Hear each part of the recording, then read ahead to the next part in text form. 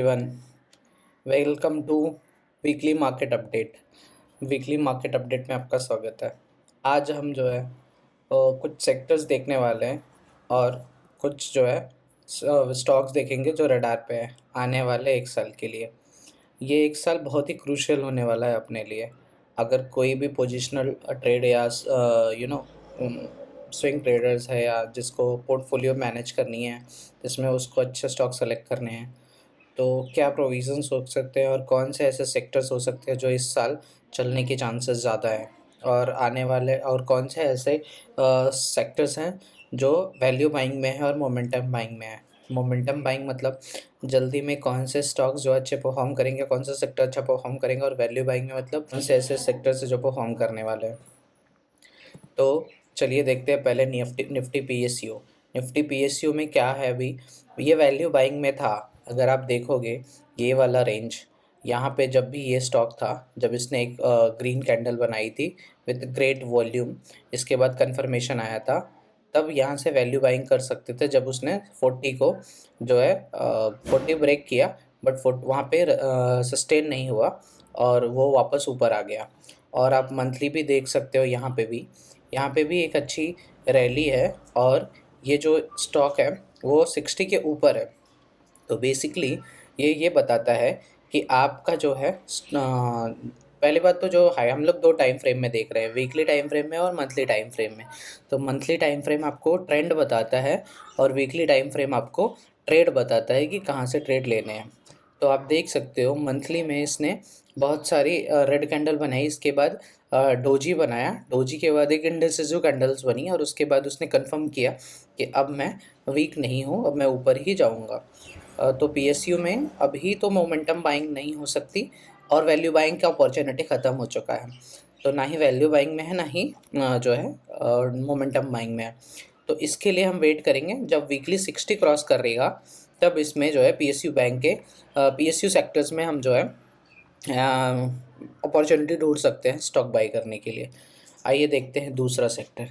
दूसरा सेक्टर जो है वो है निफ्टी एफएमसीजी। निफ्टी एफएमसीजी अभी के लिए वैल्यू बाइंग में है। आप मंथली देख सकते हो, मंथली आके 60 पे रुका हुआ है। ये 60 ब्रेक नहीं करता मंथली, और एक्चुअली आप देखोगे तो वहाँ पे इंडिसिसिव कैंडल बने हैं, यानी जो है बुल्स और बीर्स की फाइट हुई और दोनों में कोई जीता नहीं। तो यहाँ से एक चांसेस, अगर ये इस मंथ में ग्रीन होता है मंथली और इधर अपॉर्चुनिटीज़ दिखती हैं, जैसे फॉर एग्जांपल अभी एक दिखी हुई है 40 से, उस 40 उसने थोड़ा सस्टेन नहीं किया और जो है ग्रीन कैंडल बना के ऊपर आने की कोशिश कर रहा है। आप एक चीज़ और नोटिस कर सकते हो, ये जब गिर रहा था तब इलेक्शंस चल रहे थे, यूएस इलेक्शंस था, महाराष्ट्र इलेक्शंस था, यानी इंडिया में बहुत सारे इलेक्शंस थे, जिसकी वजह से मार्केट्स में थोड़ा ये बड़े बड़े जो बायर्स थे या बड़े बड़े जो पार्टिसिपेंट्स, उसने अपने पैसे विड्रॉ करे। लेकिन जैसे ही महाराष्ट्र इलेक्शन स्टेबल, और जैसे ही इलेक्शंस हो गए और गवर्नमेंट स्टेबल हो गई, तो देखो आप अच्छा सा एक जो है 2 वीक से एक अच्छा बाइंग अपॉर्चुनिटीज़ मिली लोगों को और लोगों ने बाय करना स्टार्ट किया, तो सेक्टर्स भी ग्रो करना स्टार्ट किए। तो ये वैल्यू बाइंग सेक्टर्स में आ सकते हैं। तो इसके स्टॉक्स आप देख सकते हो, इस स्टॉक्स में अपी एनालिसिस यूज़ करके इस स्टॉक को वैल्यू बाइंग में ऐड कर सकते हो पोजिशनल ट्रेडिंग के लिए या फिर लॉन्ग टर्म के लिए। तीसरा सेक्टर है infra, Nifty infra. Nifty infra भी वैल्यू बाइंग के सिचुएशन में है। डोजी बनाया उसने, हैमर बनाया, बेसिकली नॉट डोजी, हैमर बनाया, हैमर को कंफर्म किया, गैप अप ओपनिंग हुई। यहाँ पे भी मंथली चार्ट पे देखो हैमर बना के उसको ब्रेकआउट किया और ग्रीन कैंडल भी है। तो यहाँ पे एक अपॉर्चुनिटी दिख रही है जो वैल्यू बाइंग के लिए इंफ्रा में हो सकती है। तो वैल्यू इंफ्रा के सेक्टर्स में आप वैल्यू बाइंग कर सकते हो। अब इसके बाद जो सेक्टर्स आते हैं वो है रियलिटी। इन्फा और रियलिटी मोस्टली साथ साथ ही चलते हैं, इसमें भी सिचुएशन सेम ही है।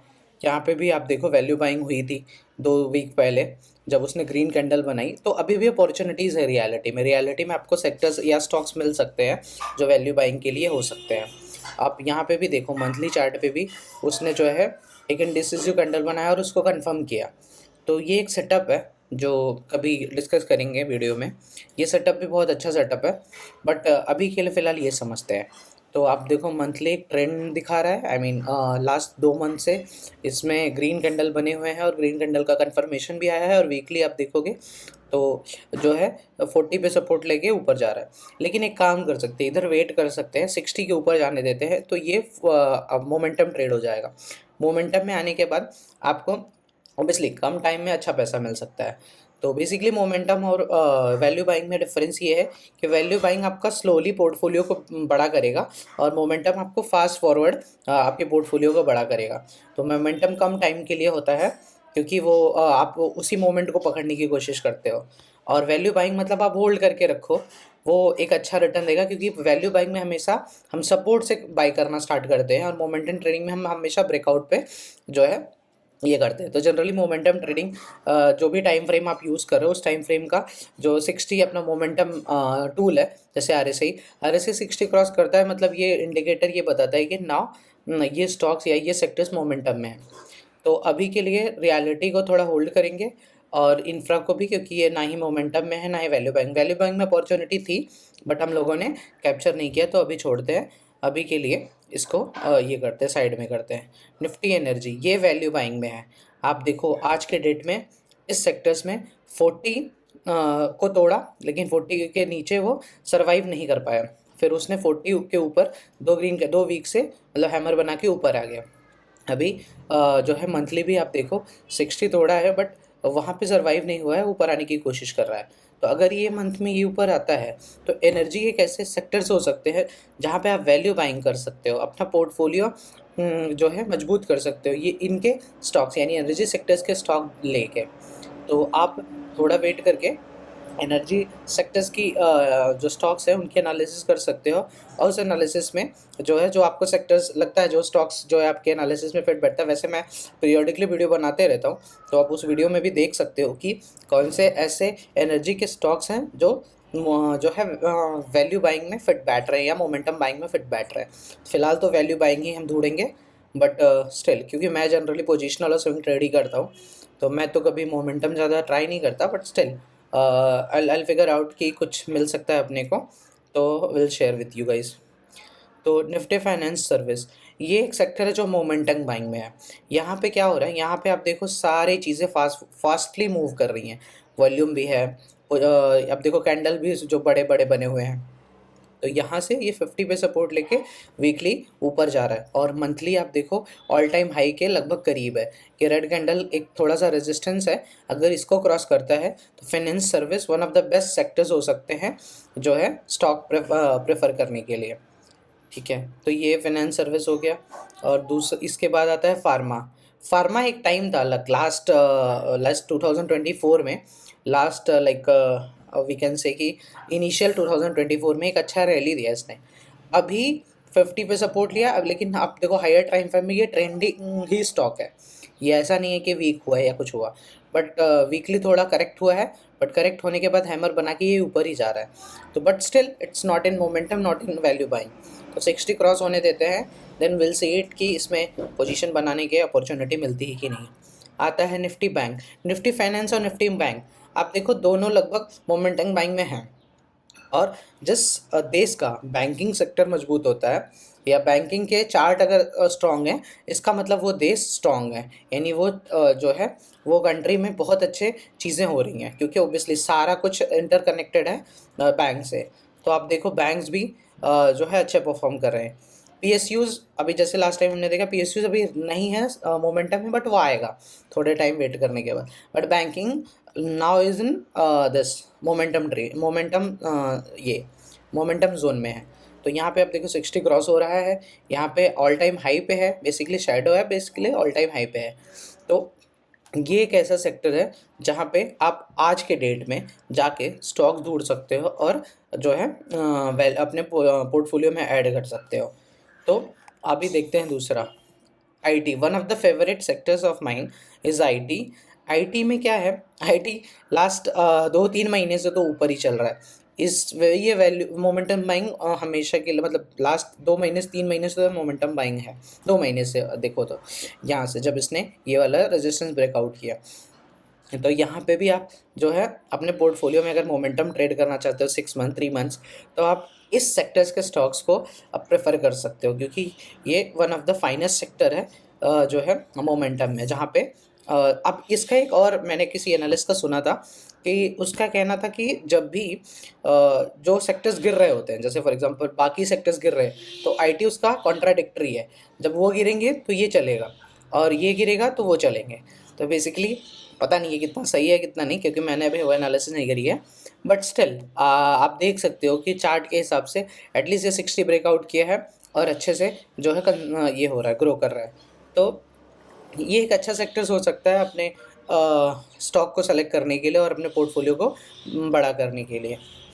तो अभी हमने क्या आइडेंटिफाई करी, कौन कौन से ऐसे सेक्टर्स हैं जो मोमेंटम में है। तो सेक्टर्स इन मोमेंटम कौन है? निफ्टी बैंक है, निफ्टी फाइनेंस सर्विस है, निफ्टी आईटी है। और जिनको मोमेंटम ट्रेडिंग करनी है, यानी जिनको जो है फटाफट ऐसे स्टॉक्स ढूंढने हैं जिसमें पैसा बन सकता है, और जिनको ट्रेड मतलब पोजिशनल नहीं रखना है, वो यहाँ ये वाले सेक्टर्स में जाके एनालिसिस करके स्टॉक्स ले सकते हैं और अपने पोर्टफोलियो में ऐड कर सकते हैं पोजिशनल ट्रेड के लिए 3 मंथ्स 6 मंथ्स 9 मंथ्स। और जिनको साल के ऊपर रखना है, वो जो है एफएमसीजी या इंफ्रा में देख सकते हैं। ये वैल्यू बाइंग स्टॉक है। तो एफएमसीजी, इंफ्रा, एनर्जी, ये स्टॉक्स में अगर आप जाते हो तो ये स्टॉक वैल्यू बाइंग देता है। वैल्यू बाइंग बेसिकली क्या होता है? वैल्यू बाइंग वही जैसे मैंने बताया कि इसमें आपका जो है वैल्यू पैसा धीरे धीरे ग्रो करेगा, बट ये स्टेबल ग्रोथ है, क्योंकि आप यहाँ पे सपोर्ट पे बाई करते हो। और ये मोमेंटम बाइंग में आप बेसिकली क्या करते हो, आप ब्रेकआउट होता है, ब्रेकआउट पे बाई करते हो। लेकिन वैल्यू बाइंग में ब्रेकआउट पे बाई नहीं करते, यहाँ पे स्लोली ग्रेजुअली आपका पैसा ग्रो करता है। ये लॉन्ग टर्म जिसको रखना है, बाई करके छोड़ देना है, तो उसको पिरामिडिंग करनी है। जैसे फॉर एग्जांपल आप एक्स स्टॉक खरीदते हो, एक्स स्टॉक को आपने सपोर्ट पे खरीदा, अब वो जो सपोर्ट पे आएगा तो आप उसका पिरामिडिंग करते जाओगे। इस तरह से आपकी ये जो वेल्थ है वो बड़ी होगी। तो this is wealth creation and the another one is income generation. तो वैल्यू बाइंग आपका वेल्थ क्रिएट करके देगा, और मोमेंटम ट्रेड आपको इनकम जनरेट करके देगा। तो कुछ स्टॉक्स देख लेते हैं जो मोमेंटम में अभी हैं फ़िलहाल। जैसे फॉर एग्जांपल आईटी, जैसे मैंने बताया आईटी एक मोमेंटम सेक्टर्स है। तो आईटी के एक स्टॉक है जो आपके इसमें है, मोमेंटम में है। तो ये है एक सेक्टर, ये सेक्टर आईटी है जो मोमेंटम में है। और इसमें आप अगर देख सकते हो तो यहाँ पे इसमें और ओएफएसएस में ये जो है वैल्यू बाइंग है, राइट। इसके बाद दूसरा स्टेट बैंक ऑफ इंडिया, ये भी मोमेंटम है। ये आप देखो ब्रेकआउट हो रहा है, इसमें भी ये एक साइड वैल्यू, ये वैल्यू बाइंग है। वैल्यू बाइंग में आप देखो ये 40 पे सपोर्ट ले रहा है वीकली। और ये मदर एंड सन, ये भी वैल्यू बाइंग स्टॉक है, ये भी 40 पे सपोर्ट ले रहा है और 60 पे जो है ये है। Thank you for watching the video, do like share and subscribe.